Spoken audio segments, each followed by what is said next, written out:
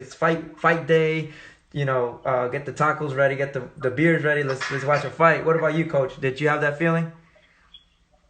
Well, every day it feels that way. I mean, we're not participating, and neither is anyone else's sport. So it's difficult all over. We just have to make the best of it for now. Okay. And just, you have a lot of great fighters, Coach. One of the ones that are, making a lot of noise is Edgar Berlanga. You're taking him under your wing. He's making a lot of noise lately on Instagram. There was a photo. Who doesn't want to fight Canelo? But he put a photo, and everybody, all his fans, the whole boxing world were like amazed that people are already talking about Canelo and Berlanga. Just speak a little bit about Berlanga's progress, and then eventually getting that fight down the road. Well, you know what? A lot of people approached me about that. They were like, "Oh, wow, he's talking a little too quick," and so on and so forth. But honestly, every fighter does it. If you ask him if he's going to fight Canelo, does he think he's going to win? You think he's going to say, "No, I'm going to lose"? No, he's not going to say that. He's going to say, "I'm going to get in there and I'm going to try to do what I have to do to win that fight." So I said, "It's okay, but let's walk a little slower. Don't worry about it. Your moment will come, and then things will be where they need to be." He's going to be a very special fighter, and he's one of my favorite. He's a child at heart, and unlike a lot of people who might be in his position, he is a really low key type of kid. When you see him in the gym, you would think he'd be brash and obnoxious and a real prima donna, but he's down to earth. He comes in the gym, the first thing he says is, "Good afternoon, Uncle, I love you," and then we get to work. Yeah. And even when he's acting up a little bit, and I have to get on his case, I never gets upset about it. He doesn't get like in a tizzy or have an attitude. I slap him upside the head. But he's a very good kid, and I want to make sure that I lead him in the right direction so he can be a fantastic world champion one day. And I could be a testimony to that. I think since the first day I met Edgar back when he was with Real Deal Promotions, he's always been the same. Even from now, like he's getting a lot of publicity, he's getting a lot of exposure. He's been the same. Yeah. He's a down to earth young man. I mean, he knows that there's a lot of attention that's coming his way, and that's just going to multiply as he gets. He's a baby. He's only 22 years old, and he has many years for this to grow and to manifest itself. And I'm just happy that he's under my tutelage, and we're gonna lead him the right way. And you know how I feel about all my sobrinos. You know how I feel.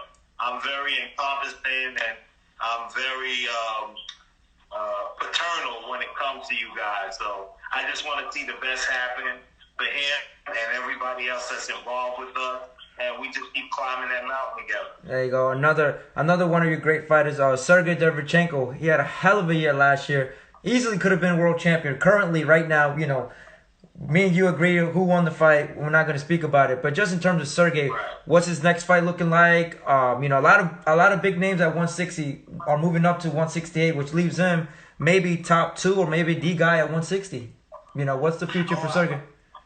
I agree with you 100%. Honestly, what I wanted to see happen was a rematch between Triple G and Sergey. I thought we won the fight.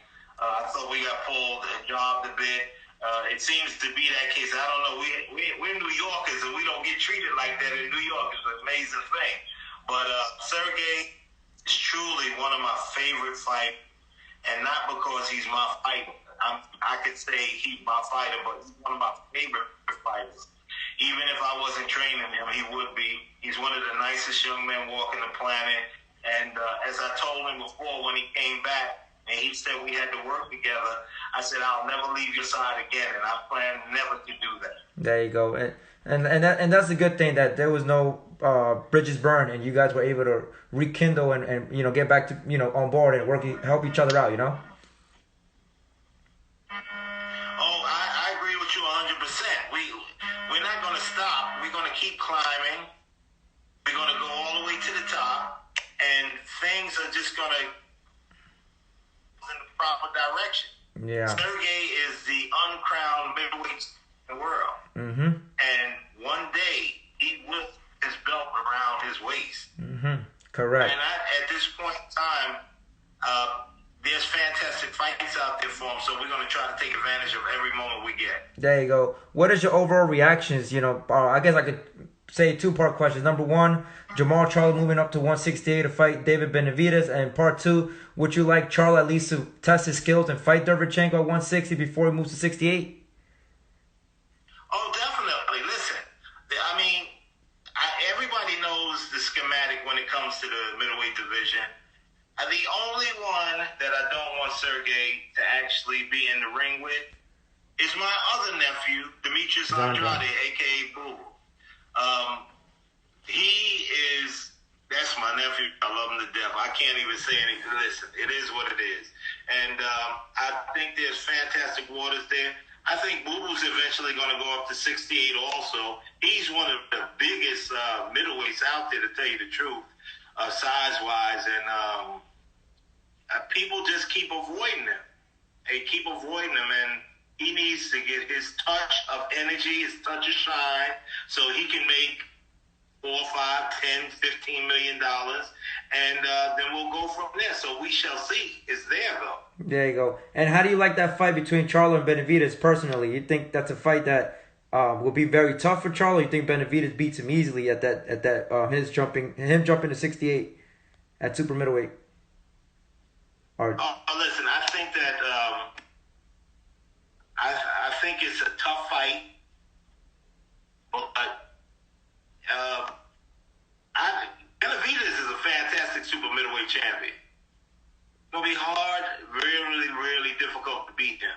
There you go. So anybody that steps his way, because I see him as being the best super middleweight on the planet. Anybody that steps his way is going to have a whole handful of everything. And one day, being that he's so young, I see Benavidez and Edgar making maybe $14 to $20 million when they fight each other. That would be because I'm looking at Benavidez and Edgar. They are very big for the weight class right now. And if looking at down the road, that would be a great fight down the road to marinate that fight. Oh, listen, I can't wait for it. But we have time, and I'm not one for that. Let's churn it up and let's let it brew. Let's cook it on the stove and all that monkey business. Yeah. Let's get the fights going when they're supposed to get going. Correct. But these are two young men. They're in their very early stages of what's going on, and I think that will mature upon itself, and it's going to be a fantastic fight. One thing I wanted to ask you because you're a great coach, and I think every time you break down a fight, I think it's very on point.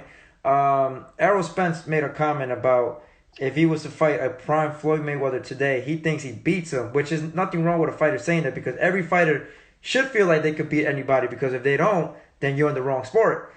Your thoughts on Errol Spence saying? Right. Your thoughts on Errol Spence saying that? You really think he will beat Floyd, or you think Floyd finds a way to beat him? Well, I mean, I applaud Errol in stating his opinion about his capabilities. Do I feel the same way? No, I don't think that. I don't think that a prime example of the best 147-pound Floyd Mayweather can be beat by most anybody, unless you dig down into the echelons of super duper welterweights. I mean, guys that was really fantastic. Floyd is an amazing talent. He dictated policy in the ring like no one else, and he just knew how not to lose. And in not knowing how not to lose, he was always going to be a winner. So when I say it that way, I mean that he doesn't have to knock you out. He just knows how to control the environment enough to be victorious. And there's no one that really has done it better. He's a fantastic fighter. Okay. Another fight that I want to speak to you about that I think, you know, you had another great fight in your stable. He just fought him, Teofimo Lopez versus Lomachenko. You know, you had Richie Comey fight him. Unfortunately, didn't go you guys' way, but it was a great fight. I think two tough fighters at the very best at the weight class. Just your thoughts on Lomachenko and Teofimo Lopez. That's gonna be a great fight. I like T. That's my little nickname for him. I call him T. I got to know him a lot better during the promotion of Richie and his fight, and you know, barring his father aside, T was a really fantastic person. We had a great time on a promotional tour, and unfortunately, my Richie, I told him, and going into this, I said, Richie, remember, don't drop defense in front of this guy.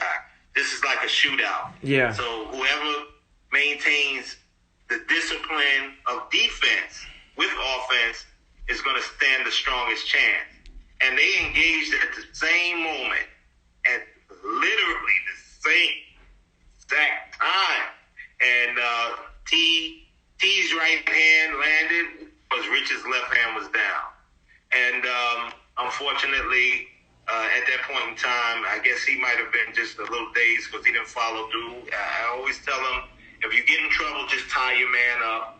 And he didn't get a chance to do that, and we ended up coming up short. There you go. It was a fantastic fight, and I expect to see great things out of T in the future. And this Lomo fight is going to be a real strong barometer for where he's going to be going. I mean, literally, for him, if he comes up short, it's not a loss. It's like, oh, you were in there with one of the all-time greats, and a lot of people are expecting you not to be victorious. There you go. So it's going to be either he shines immensely, or he has some new experience to put in the bank, and he can go on to be even greater because he's also very young. There you go. You feel like Loma, looking at that fight, he says, oh, man, I don't even want to get in with this kid because, you know, with the, like you said, a shootout between Teofimo Lopez and Richie Comey, it just took one shot to really determine the outcome. Do you feel like the longer this fight, you know, the longer we wait for this fight, the more it hurts Teofimo Lopez because he is like over, like, you know, he can no longer make the weight easier, as he's mentioned too a couple in interviews. You know, he's moving up to 140. Right. I mean, I think that he knows he has to be on point when he was, and he knows he has to put that work in. This is a very, very difficult fight for him. Very difficult fight. Lomo, he's the seasoned vet. He you know, he can go that time and bring it all back together and do what he does. It's going to be a difficult task. So the sooner will be the better for it. And I don't think it will hurt Lomo as much as it would hurt Lopez in the experience department. Because Lomo's used to this. He knows what it is. And I guarantee you this is going to be a fantastic performance on Lomo's part. He's coming to shine. And he can shine. So I can't wait to see what happens. There you go. What's your reactions with Andy Ruiz working together with Canelo's trainer, Eddy Reynoso? You think that's a good fit? Well, I mean, it's a better fit than everything else that's been going on. Manny was a fantastic fit for him, but sometimes these guys, you know, what burns me up is when guys want to, and I know Manny is a fantastic trainer. This is what I know for a fact. So if something goes wrong in the fight and I'm watching it and this man comes to a rematch of the magnitude that it was, like a blub, and with no respect for himself, then I can't blame his trainer for that, because I know how it is. You know how it is when we're in the gym. You've seen Silver Jesus and Black Jesus, and you know I used them well. Yeah. But you even slapped me around. That's right, exactly. These guys, they have to listen. They have to know that this fight game is for real, and you have to take it seriously.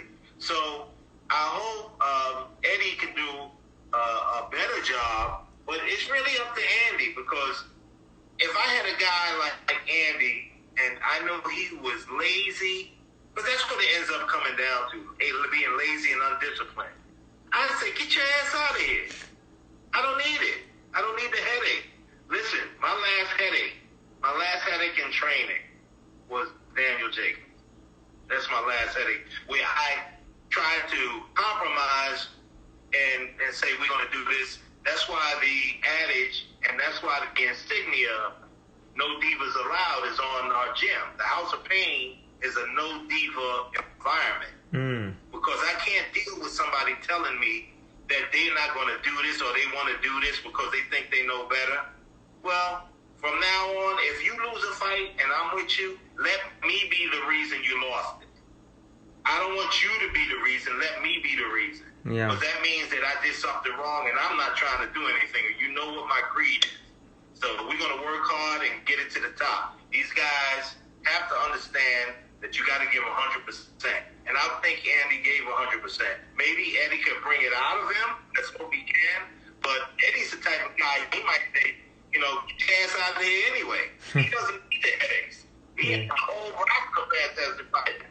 And listen, back away. If you don't want to work, take your head to the 3-star hunter and take your head and don't come back here. Yeah, correct. On a private matter, right, we talked about, Spence, Crawford. You told me who you have winning, who you think is the best fighter. So in regards to Crawford, there was a lot of back and forth between Crawford and Jermell Charlo, the 54 Charlo, and they were going at it on Twitter, and they talk about how they want to fight, and Bob Arum was like, he would love to make that fight. I talked to Tony Harrison 2 weeks ago. He mentioned that based on Crawford's skills and knowing that he was able to push around Charlo, that he thinks Terence Crawford beats Charlo easy. If you had to break it down, do you think that's the case, or do you have a different perspective on that fight? Well, my issue is really, and Bud, that's my dude. That's my dude. He's a bad boy. And 9 out of 10 times, I am definitely going with anything that Terence is doing. Anything. But that fight, and you're talking about at 54, is a little bit different. And people have to understand there's weight classes for a reason. They really are. And Terence is right now, he's the king of the welterweight. But to move up another weight class and everything else, and listen, one thing I'm gonna tell you, even though the Charlo boys, they act up, they're big kids. They're not little fighters. They're big physical specimens, and they're strong, and they're tenacious. So, and that might be a very, very daunting task for a welterweight to move up to. So, me myself, I'd rather see Terence stay at 47, where he's the king, and represent. That's just my opinion. But I think he's one of the best fighters on the planet. I think he's the best welterweight right now from what he's doing. And I love there's some welterweights out there that just are my favorite. But Daniel Garcia, Porter, Spence, the whole razzmatazz crew. He's one of my guys. But Terence has definitely been doing it in a good way and representing the weight class. So I'd like to see him just contain that weight class, become the undisputed, win against the other champs that are there or the fantastic fighters, and then we'll go from there. You never know. It only takes one moment in a fight for things to be different. And there you go. You might have a new world champion representing. All these guys have the capability of being that and doing that. Correct. Just in regards to, I guess I asked you about Manny Pacquiao. Who knows who he's going to fight next? Which fight for you would you like for him to fight next that is, I guess, winnable? I mean, any Manny Pacquiao fight, he has a good chance of winning, but knowing his age and maybe he slowed down a little bit, couple's last fights, it might be a little bit harder for him to compete with the Crawfords of the world, maybe the Spencers of the world. Like, who do you think will be the right fit for him next fight? Well, and Manny's, I didn't even mention Manny, and he's an all-time great. But careful. He's at that point. He's 41 years old. It just doesn't get any easier. I don't care what anybody says. It doesn't get easier. Time on is it's weight upon you, and it breaks you down and everything else. So these are things that we have to look out for, and he has to be careful. I mean, Manny showed the wherewithal and the grit to represent and be a fantastic champion many times over, but Father Time is no joke. Yeah. So we have to see. I don't want to see Manny get hurt in that ring. I really, really don't. So we have to take a good look at that. I'd like to see him fight maybe Mikey Garcia.